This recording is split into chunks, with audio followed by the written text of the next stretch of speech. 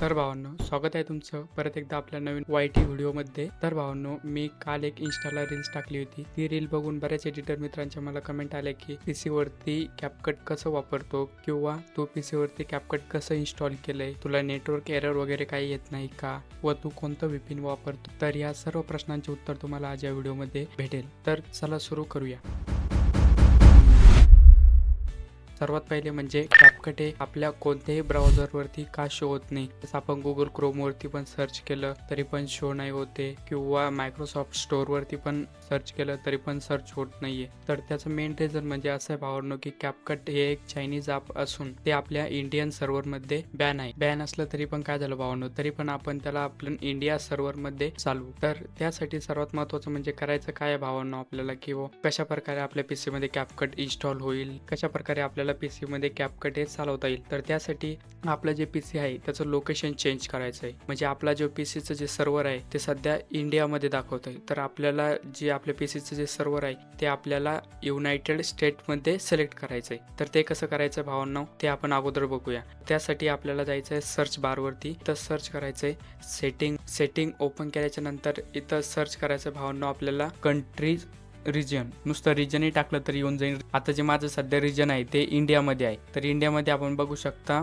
जर मी Microsoft store open केलं, इथे मी कॅपकट सर्च केलं तर कॅपकट शो होणार नाही, कारण माझं जे रिजन आहे ते सध्या ते इंडियामध्ये आहे. तर त्यासाठी आपल्याला करायचं काय भावांनो, त्यासाठी आपल्याला जे इंडिया सर्व्हर आहे तिथे आपल्याला सिलेक्ट करायचं आहे युनायटेड स्टेट. सिम्पली तुम्ही इथं फक्त यू पण दाबलं तरी इथं खाली येऊन जाईल युनायटेड स्टेट आहे बघ, किंवा युनायटेड किंगडम आहे, युनायटेड स्टेट आहे. तर आपल्याला युनायटेड स्टेट घ्यायचं आहे भावांनो. इथे युनायटेड स्टेट घेतल्याच्या नंतर टॅब डायरेक्टली क्लोज करायचा आहे आणि आपला जो पीसी आहे त्याला पूर्णपणे रिस्टार्ट करायचं आहे. तर भावांनो, तुम्ही आता बघू शकता आपला जो पीसी आहे तो सध्या रिस्टार्ट झालेला आहे. आणि आता आपण जर का सेटिंग मध्ये चेक केलं, हे बघू शकता आपल्या इथं जे युनायटेड स्टेट दाखवतंय. आता आपल्याला नेक्स्ट काय करायचं मित्रांनो, डायरेक्टली याला क्लोज करून घ्यायचं आणि डायरेक्टली मायक्रोसॉफ्ट स्टोअर ओपन करायचंय आणि डायरेक्ट सर्च करायचंय कॅपकट. तर तुम्ही अशा प्रकारे बघू शकता डायरेक्टली इथं कॅपकट येऊन जाईल आणि अशा प्रकारे तुम्ही इथून कॅपकट इन्स्टॉल करून घेऊ शकता. आणि याच्यानंतर राहिला विषय व्हीपीनचा.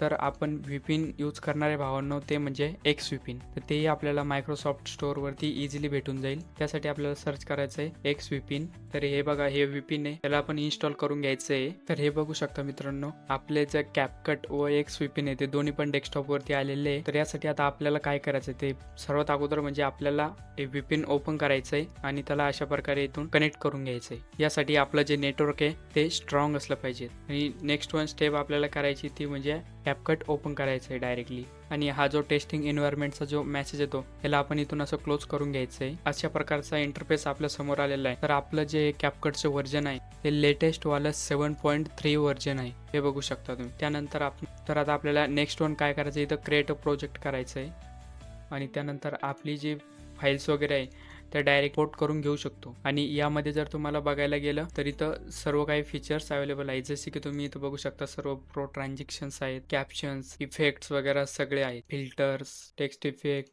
डबल याला क्लिक करून आपण इकडे ॲनिमेशन सुद्धा बघू शकतो. सर्व काही प्रो फीचर्स आहे. तर अशा प्रकारे आपण आपल्या कॅपकटला पीसी मध्ये सेटअप करू शकतो. व्हिडिओ आवडल्यास व्हिडिओला लाईक करा व चॅनलला सबस्क्राईब करा.